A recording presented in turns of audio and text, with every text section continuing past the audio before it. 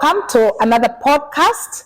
I am excited to welcome you to another live podcast. As you know, I am trying something new. I am being an innovative leader. We are filming this live, and today I am super thrilled to welcome Billy Mape onto the podcast. Billy, welcome to the podcast. Thank you, Sarah. How are you? And it's great to be here. I am doing so well. We've been looking forward and trying to find the right time to do the recordings, but it seems that time has never allowed, but now is probably the right time. Absolutely. Everything happens, at the right time. We ran out of excuses and we just had to do it. Yes. Happy that we can do this right now, right here. Wonderful. Let's start the conversation by having you introduce yourself. I mean, you are just an inspirational leader. Please tell us, who is Billy? Tell us the journey that you have walked to get to where you are today. Thank you so much. That's such a gigantic question you asked.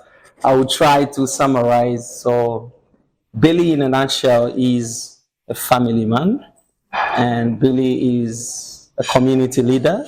Billy is a transformational leader, and Billy is an agile leader.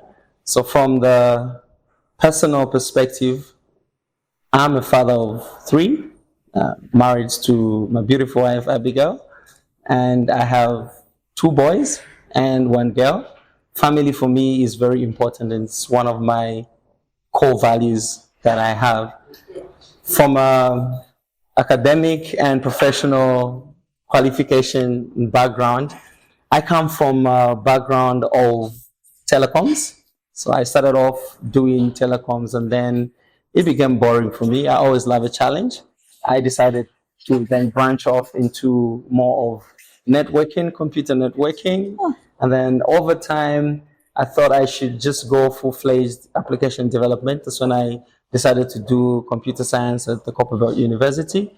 And along the way, I managed to break through into the banking industry. I worked for a development bank. And at that point, I thought I needed to bring more value to the table as a technology person, not just from a technology perspective, but understanding how technology could enable the realization of some strategic goals. So I decided to do an MBA with a specialization in strategic planning from Herod University. And over time, I have learned to give back to the community. So I do a lot of things. I do take up a lot of leadership roles, which are voluntary. I was part of, and I'm still part of, Toastmasters. I'm the past division director for Zambia and Malawi. So Toastmasters is an organization that helps people harness their leadership skills and their communication skills, because a leader is supposed to be sound in the way that they effectively communicate with the people and the community at large. And from the other end, I am very grounded into project management. I'm the current Project Management Institute Zambia president for the PMI Zambia chapter, leading a chapter that is roughly about 4 years old. I am the CIO for FNB Zambia. I'm leading a huge team of technology enabling business and the bank at large to serve our customers as best as we know. I'm currently also sitting on the board for ZECL, the ICT committee, just try and help the nation modernize the payment systems. And I'm also sitting on the council for Herod University. And as you recently heard, we advertised 20 scholarships for women in Zambia. I am proud to say I was part of the founder members who pushed for those scholarships. The first time they were offered to Zambian women, we gave it to 10 and they graduated. Now we're giving it to 30 women in Zambia. So in a nutshell, that is me from a family perspective and professional perspective. Wow. Congratulations on just your many achievements, Billy. You are quite an overachiever, aren't you? Such a colorful career, and I just love the emphasis that you put on family as well, regardless of you being so busy. But more importantly, I admire your passion for leadership. And I think this conversation really will focus a lot on the transformative leadership concepts. Let's start the conversation by asking you to share a pivotal moment in your leadership journey that transformed your approach of leadership perspectives. That's a very interesting question. I'll take you back when I just started off as a telecoms engineer. I worked for Mido Engineering, which was a breakaway of Siemens in Zambia, and it was led by Francis Mwale, engineer Francis Mwale then. So what happened was he came to Zamto College then, it's ICT college now, and he picked the best students. I happened to be one of the best students from that academic year, and he picked me up and I started working for him. And one day we were in Mpongwe. We were doing a lot of installations for PABX machines, and we went there, and there came a time when a person needed to get in the roof to pull the cable. And there I was standing as a best student, and I'm looking at my boss saying, it's not me. You know, I was looking behind, do we have casual workers who are going to get in the ceiling because this is not my work? I'm a best student that you got. And guess what he did? He got on a ladder and he went in the ceiling. Oh, wow. Out of shame, I followed him in the ceiling. So I climbed up the ladder and we were there together with a torch and started pulling the cable. And we were done with the work. We drove back. I was quiet the entire time. That was the beginning of a change in my life. I realized that leadership was never about a title, but it was about disposition. He showed me by doing it. He stripped off his CEO title and went up into the ceiling.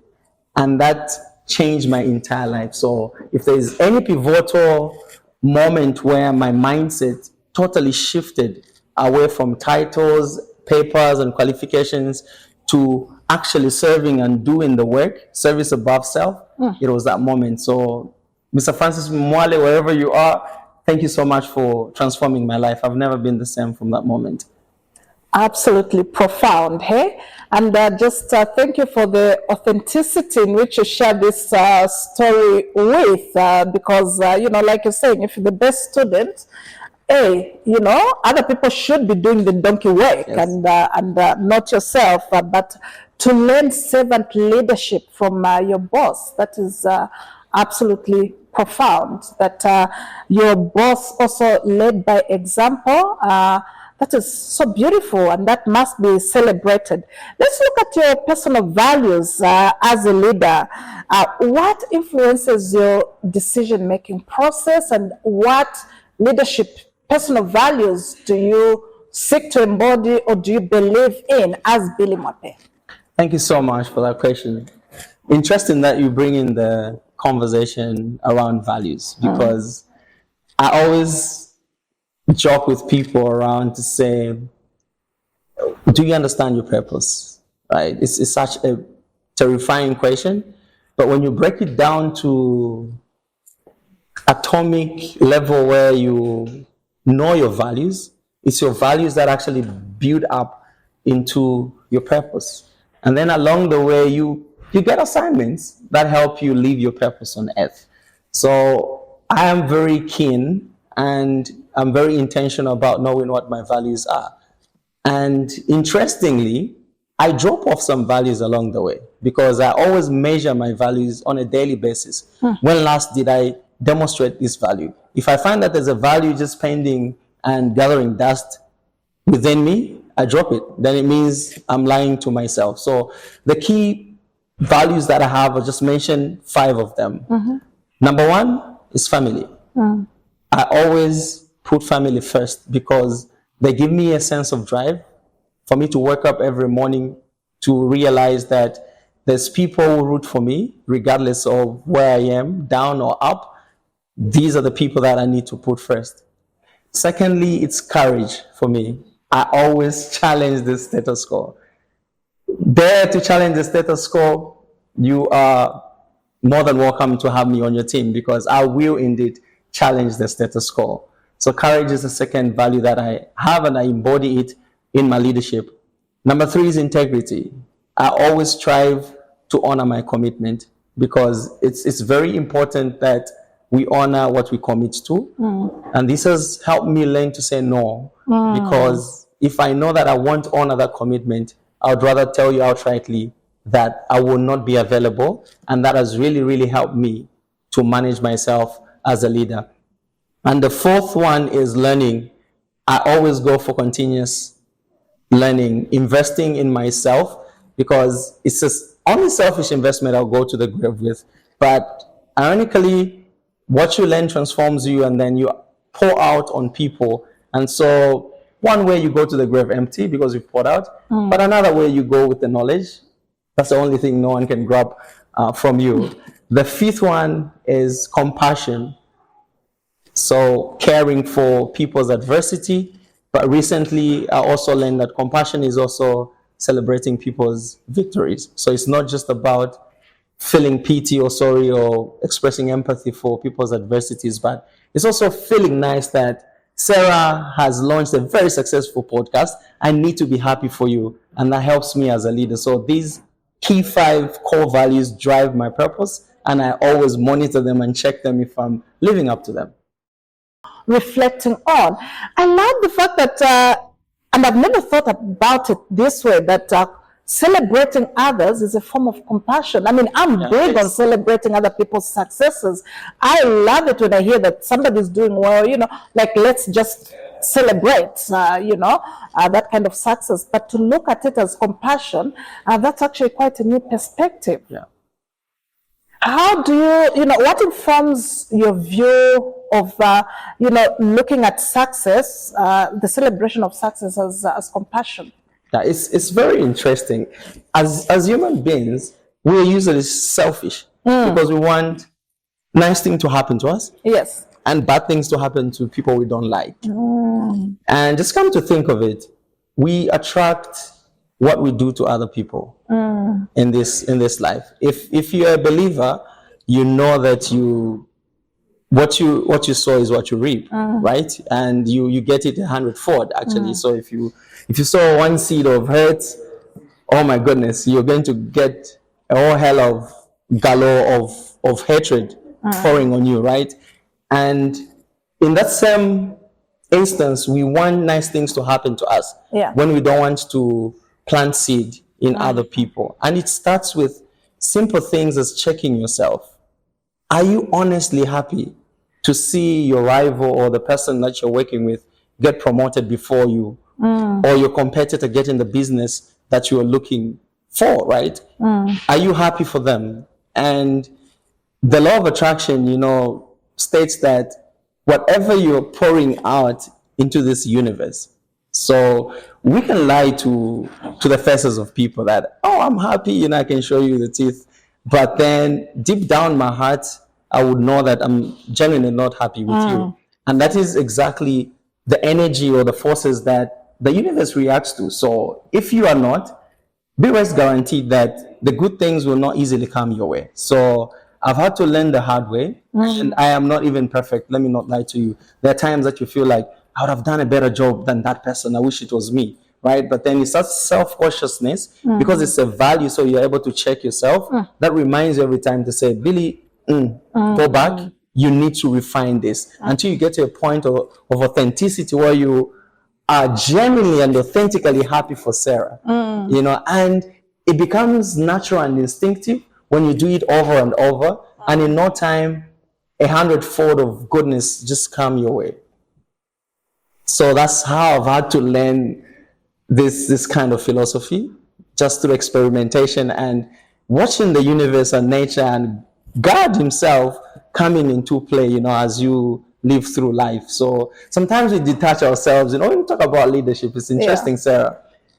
It's like a theory, we talk about leadership, leadership is this, leadership is that, but leadership is you and me. It's you and me waking up in the morning every day, interacting with people, and how we impact on people is what remains in their lives. And that's how they look at the leadership in you on them. So I am really, really aware of myself, and I constantly recourse. I will learn, I'll change some principles. If they're not working, I pick on others. So it's a continuous learning journey for me. Yeah. Again, absolutely profound. You keep dropping, profound nuggets. When we come back, I want us to explore setbacks. Setbacks are part of the leadership journey. How do you deal with setbacks? But that's something that I will chat about as we come back.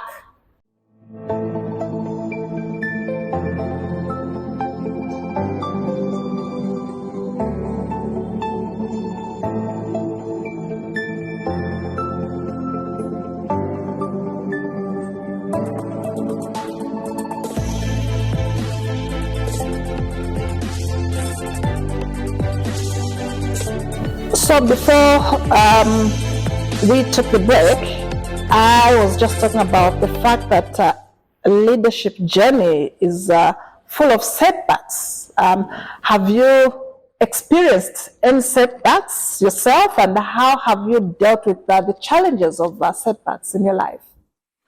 Thank you. I have had a fair share of setbacks in my leadership journey, and if there's any leader who ever lie to you that they've never had setbacks, it means they haven't even started the journey. I'll give you one major setback.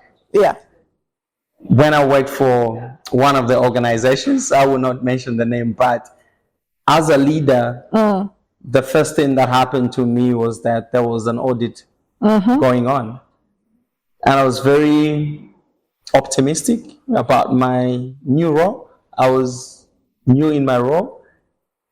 And the results of that audit was bad. It was a very bad audit. And when you have a bad audit, you have to appear before your exco, you have to appear before your board and exculpate yourself. You can potentially even lose your job, depending on what the findings are. So many findings to be closed. And so in that moment, I was terrified. I felt very bad. I blamed myself for not paying attention to some of the mundane things that were not being done. But very quickly, I am always a believer of setbacks being setups for growth. I always look at setbacks as an opportunity for learning and for growing. What I did, I accepted the blow and looked at the areas of improvement. So my focus then, my energy was towards the areas of improvement. How can we improve in this area? How did we find ourselves here? Why were we not doing this? And that unraveled a lot of things, enhancement of processes, upskilling of my team members in certain areas, and certain risks, we had to remediate them because they came to the fore. Now they were able to be seen by everybody. Just like they say, if you can't visualize anything, if you can't monitor anything, you can't improve on it. So negative display of what was going on in my space, but an opportunity for learning. And from there, we had our focus as a team, and we were resolute to making sure that we closed all those findings, and we made sure that we were not going to have repeat findings. So in that moment, and much later, we got a very, very good audit because we are now aware of our weaknesses or our weak controls that we worked on. And so for me, setbacks will always happen in life. We are not gods, we are human beings. So it doesn't matter whether you're in a leadership role, a setback will happen. But what's important is how you react to that setback. Yeah. Billy, it's actually so important that you share your story because, from just people looking at you, they think, oh, you are such an achiever, you are such a winner because, you are winning in your life. Right now, you are the president, you are the CIO. People actually forget that, like you're saying, we are all human. And part of the leadership journey is that failure is part of the journey. But people don't talk so much about failure because people are so focused on winning. So for me, it's actually so impactful to hear a story of, let's call it failing. in your, in your system or Yes. in your work, because a lot of people experience this on a daily basis. What would be your advice to those leaders as well as team members, junior people that face failure when it comes? What should be their response whenever failure visits you? Because failure will visit you anyway, whether you're a leader or you're a team member, you're a subordinate. You will have times that you'll have to deal with failure. Yes. So to the leaders and any team members listening to us right now, I just want to reflect back on your mindset. Failure will always happen, just like Sarah said. We will fail in our lives, financially, health-wise, in our career, academically. It will happen. But what you have control over is your reaction towards that failure.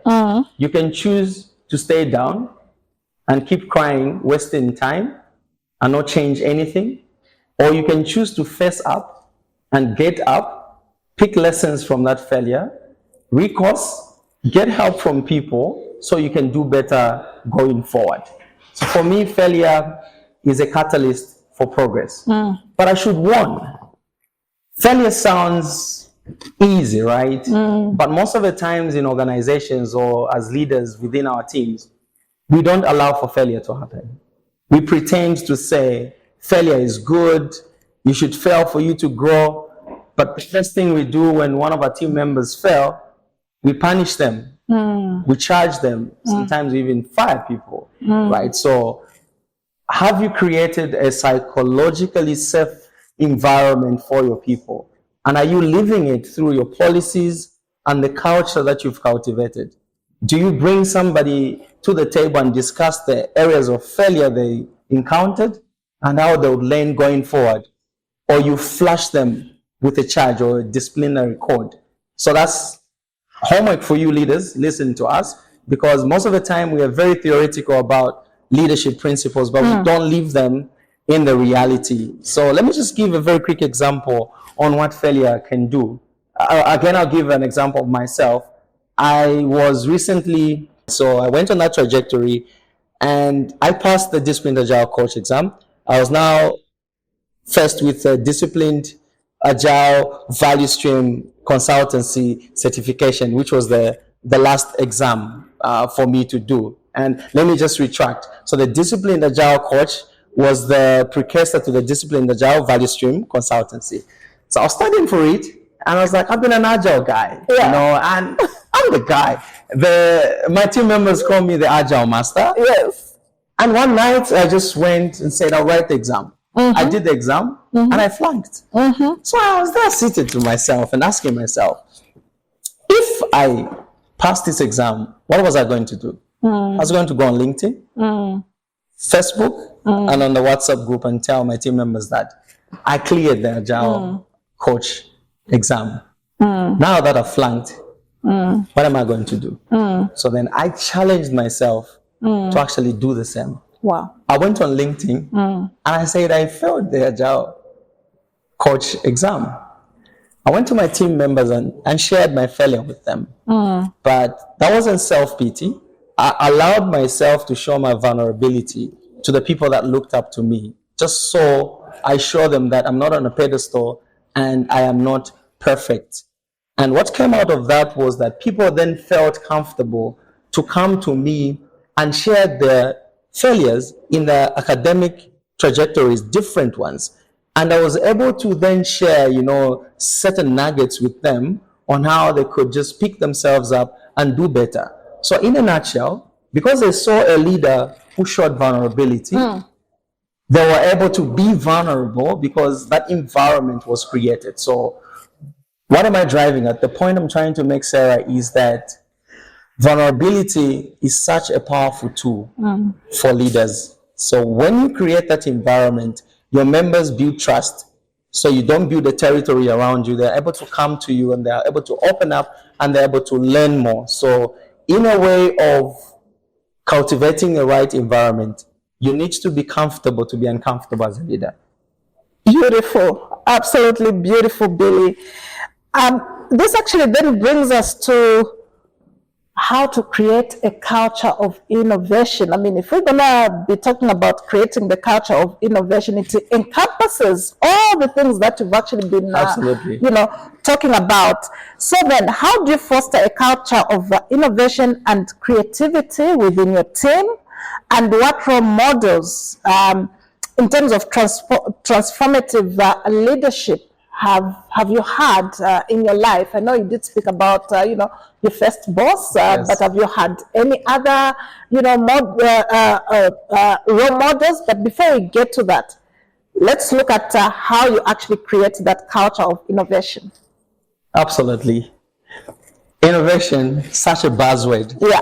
But such a very uncomfortable word when you come to implementing and living it. And when you just define innovation by itself, it's doing things differently from the way that we used to do things, right? So it's going against what you are comfortable with.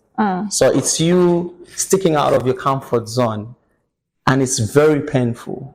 And I also relate comfort zone to like building muscle. When you're building muscle, you actually injure your muscle for it to build up, right?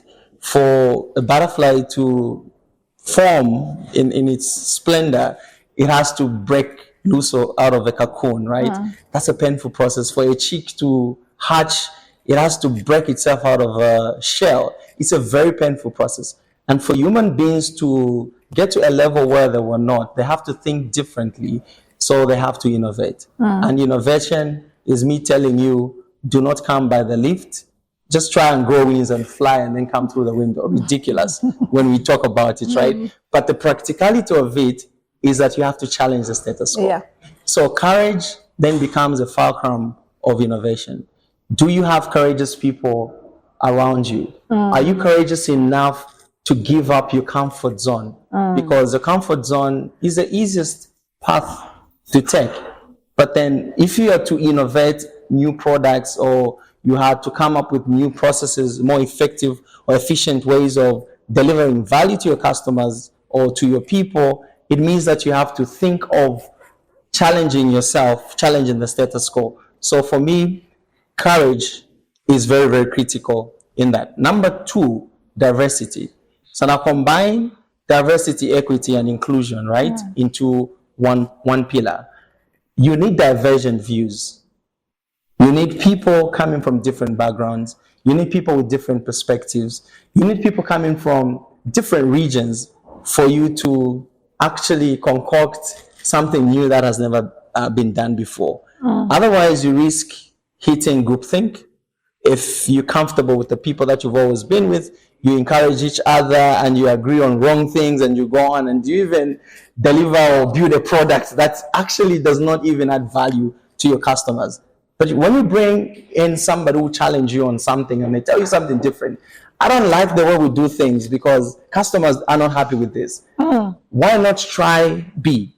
So that becomes very, very important. So as you deal with diversity and inclusion, it's also very important that you balance them, because if you only have one piece, you can cultivate, the concept of group things where people are stagnant and they're just, in one place. And then if you cultivate the other thing without the other, you also then create an environment where people do not challenge each other. So that's the second piece for me, the diversity. Number three, authenticity. I think we underplay authenticity. We need to be real. We need to be authentic and be honest with the resources that we have, our capability, the capacity. Do we have the right resources to innovate? Because it's one thing to innovate and yet another to have the resources. For example, do you need people to upskill, maybe in AI? This is why people now come to you, Sarah, to say, we need you to help us because we want to innovate, but then we don't have the right skilled people. So we want you to come and then train our people so that we become that force that can innovate effectively. But that calls for you to be self-aware of the environment, you understand your reality, and then you can build up from there. So for me, in a nutshell, it's all about change. So how highly adaptable are you, and how comfortable are you to deal with change? So from a risk management, we deal with risk appetite. What's the risk appetite for the organization? What risk can we accept, in this realm? The same with innovation should be done to say, what appetite do we have for failure? Because innovation will always be coupled with failure. So what's the threshold of failure that we can accept? On Billy, when you invest in him, he tries something and it does not work. We iterate in the second iteration. At what point do we then say, okay, divest? Let's stop this investment. It's not working. So we also need to have a measure of how far we can go in our experimentation. So I think that's what I would say on developing or cultivating an innovative culture. Beautiful. And on that note, we bring this conversation to an end. And please remember to subscribe to our channel if you have not subscribed, so that whenever we produce or publish new content, you can be notified. For now, it's ciao, ciao.